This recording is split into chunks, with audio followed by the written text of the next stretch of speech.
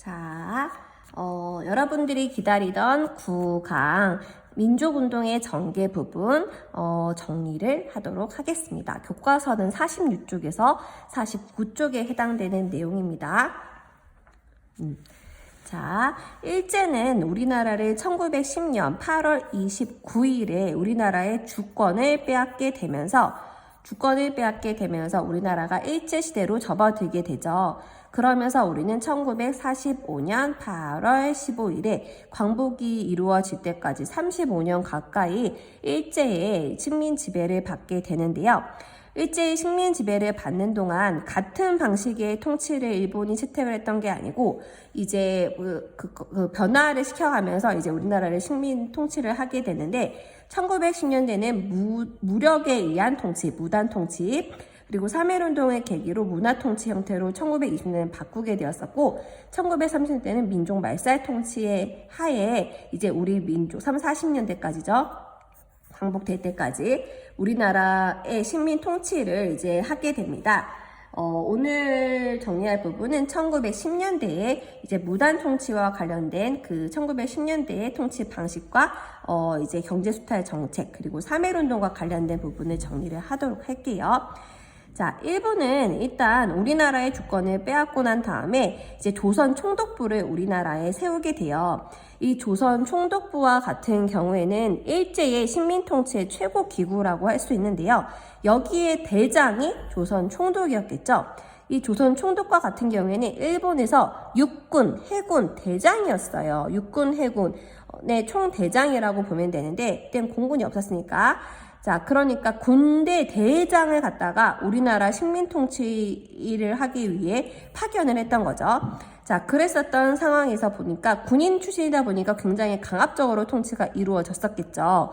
이 총독과 같은 경우에는 군인 출신이지만 행정, 입법, 사법, 군 통수권까지 절대적인 권력을 갖고 있었던 인물이 돼요. 자, 이렇게 절대적으로 권력을 갖고 있으면서도 이제 헌병경찰제가 도입이 되었었는데 헌병경찰제와 같은 경우에는 막 총, 칼 막 이런 것들을 갖고 있으면서 강압적인 방법으로 이제 우리나라를 식민 통치를 하려고 했었던 그런 이제 그 경찰제를 헌병경찰제라고 표현을 합니다. 자, 이런 헌병경찰에 의해서 한국인들의 일상생활을 철저히 감시해왔던 게 1910년대의 일제 치하 아래의 모습이라고 볼 수가 있는데요. 일반 시민뿐만이 아니고 학생들조차 칼찬 일본인 교사가 들어와서 이제 교육을 강압적인 분위기 하에서 치렀었던 게 이제 이 시기의 모습이라고 볼 수 있는 거죠. 그러다 보니까 당연히 언론, 집회, 결사의 자유와 같은 정치적인 행위는 절대적으로 금지가 되었었던 게 이때의 그 상황이라고 할 수 있습니다. 전반적으로는 이렇게 무력으로 식민 지배를 했었던 분위기 속에서 경제적으로도 일본이 이제 식민 통치의 경제 기반을 마련하기 위해서 여러 가지 경제 수탈 정책들을 실시를 하게 되는데요. 그 중에서 토지조사 사업은 1910년부터 1918년까지 이루어지게 되는데요. 이때 원래 기존에 그 사람 지주가 갖고 있었던 땅을 신고하고 증거가 충분한 경우에 그것도 기한 내에 제출을 하는 경우만 그 사람의 소유로 인정을 해주는 거예요.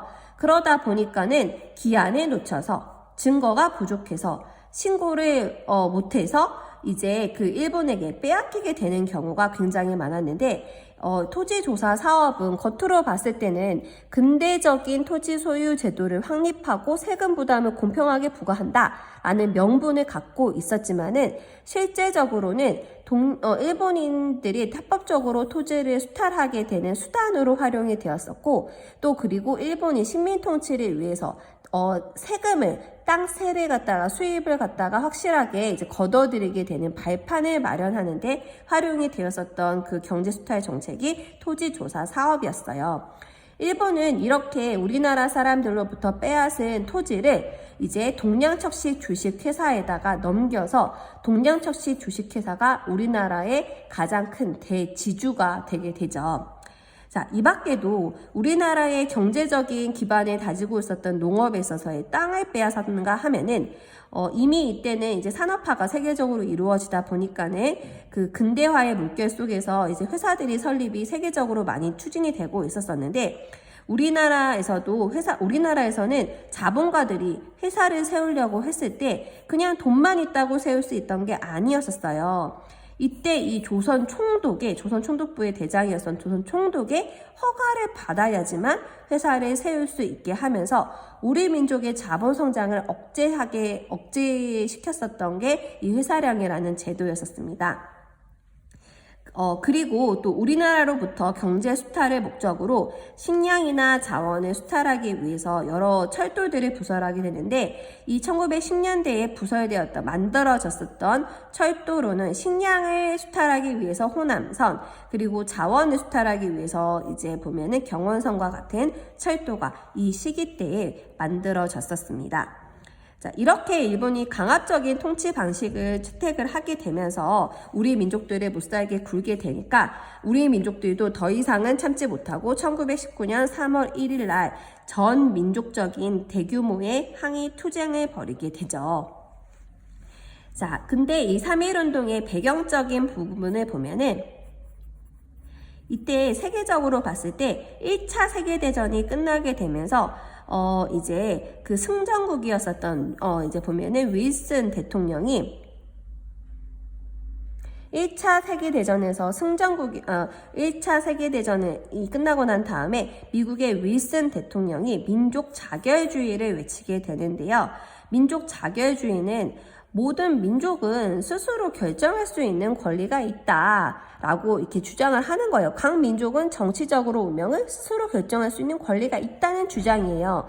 그런데 여기에서 말하는 민족과 같은 경우에는 1차 세계대전에서 패전국의 그 식민지에 해당이 되는 민족들만 얘기를 했던 건데, 일본과 같은 경우에는 1차 세계대전의 승전국에 해당이 돼요. 그래서 그 일본의 식민 지배를 받고 있는 우리나라는 해당이 되지 않았지만 우리는 그래도 어쨌든 이렇게 그 미국의 대통령이 주장하는 모든 민족은 정치적으로 스스로 결정할 수 있는 권리가 있다라고 하지 않았냐, 우리 역시 마찬가지다라는 부분이 동기부여가 되어서 상하이로 이제 그 우리나라에서는 독립운동을 벌이기가 어려워서 중국의 상하이에 가 있었던 독립운동가들은 그 파리 강화 회의에 그 이제 우리가 제출할 독립총원서를 갖다가 이제 제출하려고 이제 그 독립운동가들을 파견하기도 했었고요.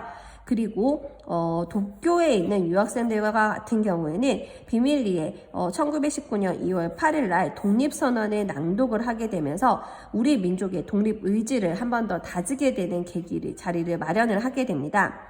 이것의 영향을 받아서 이제 3.1운동이 본격적으로 진행이 되게 되는데요. 그 과정에 있어서 이때 당시에 고종이 왜 3월 1일에 이루어지게 되었냐? 고종 황제가 이때 돌아가시게 되었는데, 고종 황제의 죽음을 둘러싸고서는 이제 약간 이제 음독설이 돌게 돼요. 그러니까 일본에 의해서 약간 뭐 누가 이렇게 독을 타가지고 죽게 되었다, 막 이런 식으로 소문이 돌게 되면서 이제 우리 안 그래도 그동안 북받쳐 있었던 10년 동안 강압적인 그런 분위기 아래서 통치를 받았었던 우리 민족이 울분이 토하게 되는 거죠. 이때 고종의 장례식은 3월 3일이었었는데요. 고종의 장례식 때 고종과 같은 경우에는 그래도 가시는 마지막 길이니까 우리 조용히 보내드리자 라고 해서 하루만 그럼 땡겨볼까? 라고 했는 3월 2일은 일요일이었어요.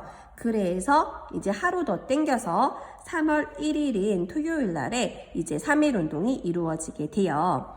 자, 먼저 원래 계획은 태화관에 이제 민족 대표들이 이제 함께 탑골 공원에서 이제 같이 함께 대한독립 만세를 외치려고 했었었는데, 너무 이제 많은 인파들이 몰리게 되면서 민족 대표들이 이제 그 태화관이라고 하는 그 중국집이 있었어요.